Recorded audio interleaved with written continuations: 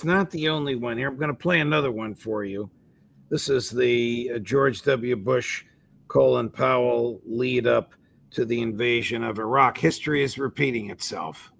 Neither the United States of America nor the world community of nations can tolerate deliberate deception and offensive threats on the part of any nation, large or small. Every statement I make today is backed up by sources, solid sources. These are not assertions. What we're giving you are facts and conclusions based on solid intelligence. Saddam Hussein and his regime have made no effort to disarm as required by the international community. Saddam Hussein and his regime are concealing their efforts to produce more weapons of mass destruction. At this hour, American and coalition forces are in the early stages of military operations to disarm Iraq, to free its people, and to defend the world from grave danger. They have ballistic missiles that can now reach deep into Europe and soon could reach the United States. You want these people to have nuclear weapons and the means to deliver them to your cities? Today it's Tel Aviv, tomorrow it's New York. Same thing over and over and over again.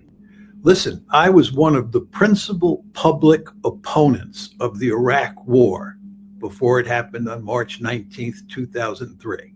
I wrote op-eds in the New York Times and the Chicago Tribune. I helped pay for an ad on the op-ed page of the New York Times. This is when your humble host here first learned of and began admiring you. Thank you. And I can tell you, it is the same story all over again. You're up against the lobby, right? The lobby works behind the scenes to put enormous pressure on media figures and on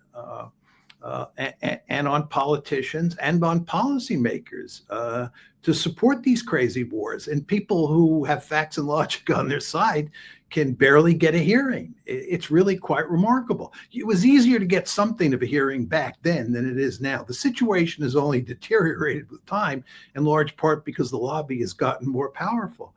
But here we are again. And, for people like me, the mainstream media has no use for us. And thank goodness we have shows like yours, because it's, the only way the word gets out.